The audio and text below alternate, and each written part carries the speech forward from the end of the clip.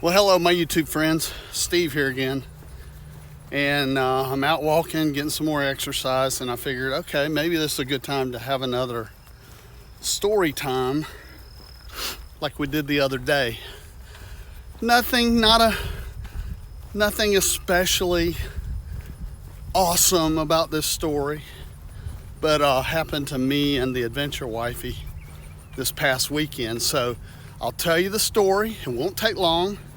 And then I'll give you a little piece of advice, especially if you're a Carolina person. All right, me and the wife, we decided we would go camping this past weekend. And my friend Bobby Darren had, not too long ago, posted a really nice campsite out in the primitive dispersed camping on a forest road up not too far from the Linville Falls area, Morganton area.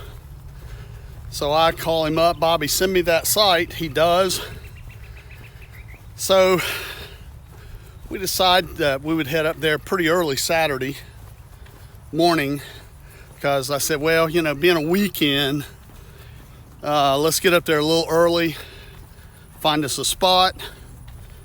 And at that point in time, we will just stay there, chill out all day, camp, and the next day we'll get up. And we had planned a kayak trip with Bobby and his wife.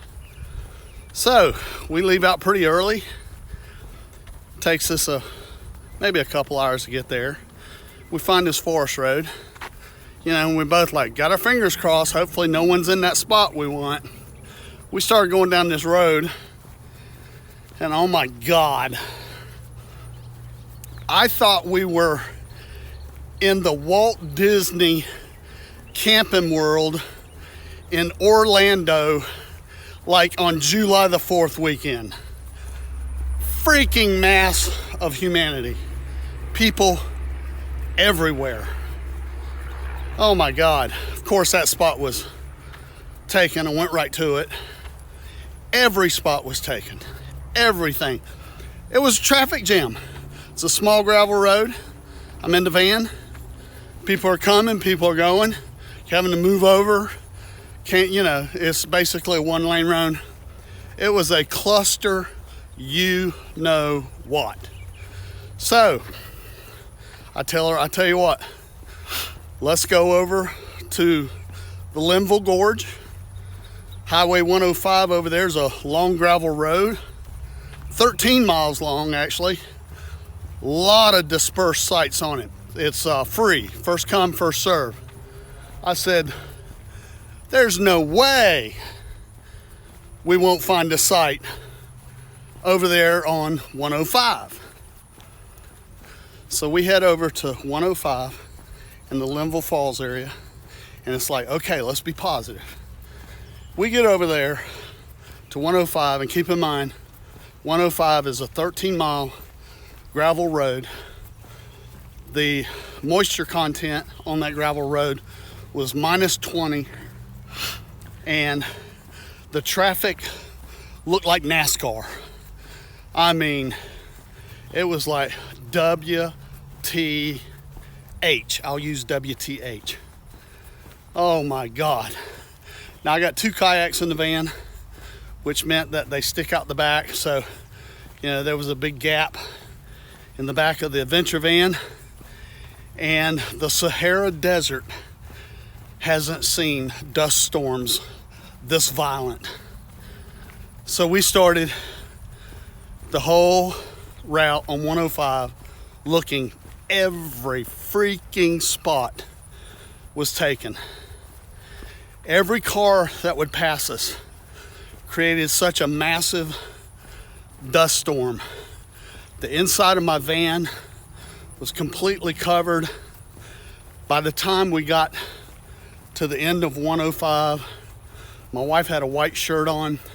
Well, it was brown, literally brown. I had a blue shirt on, and it was almost white. It was just completely awful. There were no sights.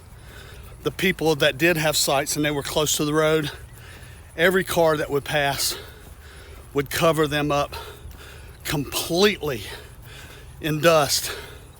There was a couple sections where there were some straightaways, and I saw vehicles literally turning on their headlights. And after I'd get about if I was 100 yards or more, I could barely see the headlights in the dust behind me, 100 yards. So that one, needless to say, did not work out. Now, in our travels, we did see several public campgrounds, you know, with all the amenities and everything. And we drove in a couple of those just to look around. There were no sights. Every spot that they could stick an RV, a vehicle, a tent, a hammock, it doesn't matter. Everything was taken. So at this point in time, you know, old enough and smart enough with the superior brain thing to realize that we just got our asses kicked. And I said, well, we'll head back home, and we'll get up in the morning, come back up and meet Bobby. Well, we happened to stop for a break, and I look over and there's a Comfort Inn. She sees it and I go, you wanna? And it's like, uh-huh. So we go over there. Of course, you know, there's a zillion vacancies. So we get us a room there. The room was fantastic. Big room. I mean, you know, I stay in a lot of motels, but this one was really nice. Good air, king size, comfortable bed, living area, the whole night. I mean, it was just really nice. So shouting out the Comfort Inn in Morganton. But basically it all ended up that was one of our best nights camping ever at the Comfort Inn. But I promised I would leave you a little bit of advice. In North Carolina, in the spring, in the summer, stay away unless you would go Friday. You might have a chance if you'd have gone Friday and secured a spot. But if you don't start out till Saturday, stay away from North Carolina mountain forest roads. Stay off of 105. It's a futile attempt if you do. Your best bet is always going during the week. The mass amount of humanity will make your trip unsuccessful. So take my word for this. I've been up there during the week, just about any time of the year, and everything's okay. And I know we're in the midst of a you know, worldwide crisis, and I'm sure that had a lot to do with it, people wanting to get out. But take my advice.